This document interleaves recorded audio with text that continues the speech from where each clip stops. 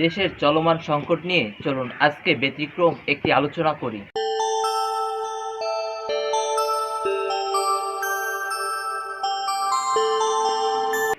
রাষ্ট্রীয় ব্যবসায় পারে দেশের অর্থনীতি রক্ষা করতে এবং জনগণের ন্যায্য অধিকার প্রতিষ্ঠা করতে।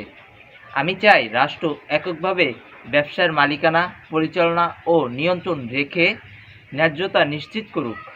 এই উদ্যোগ দেশের অর্থনীতির ভরসার জায়গা হবে, এটা দৃঢ়ভাবে বিশ্বাস করি। তাছাড়া রাষ্ট্রীয় ব্যবসা কৃত্রিম সত্তার অধিকারী। এখন প্রশ্ন হতে পারে, রাষ্ট্রের এতে কী লাভ? রাষ্ট্রের এতে অনেক লাভ। মূল্যস্ফীতি কমানো সহজ হবে, কৌশলে কর আদায়, চাকরির সুযোগ সৃষ্টি, জনগণের আস্থা বৃদ্ধি ও দেশের শৃঙ্খলা বজায় রাখতে সক্ষম হবে। রাষ্ট্রীয় ব্যবসা মানেই রাষ্ট্রের আয় বাড়ানো, বাজার নিয়ন্ত্রণে রাখা, জনসেবা নিশ্চিত করা যাবে। এদিকে জনাব আশিক চৌধুরী ব্যবসার পরিবেশ সৃষ্টি করতে ব্যর্থ হয়েছে। উদাহরণ হিসেবে বলা যায়, চিকিৎসা খাতে সরকারি চিকিৎসকরা বেসরকারি হাসপাতাল বা ব্যক্তিগত প্রতিষ্ঠানে যুক্ত হন, ফলে সরকারি চিকিৎসা আজ নাজেহাল ও খারাপ অবস্থা।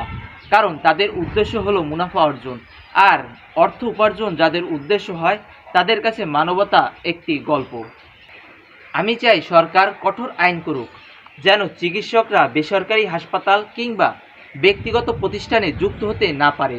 তাহলে চিকিৎসা খাতে বিনিয়োগের পরিবেশ সৃষ্টি হবে। একই কৌশল বা একই মডেল প্রয়োগ করে শিক্ষা খাতেও স্ট্যান্ডার্ড মানের বা আধুনিক মানের একটি শিক্ষা ব্যবস্থা গড়ে তোলা সম্ভব হবে।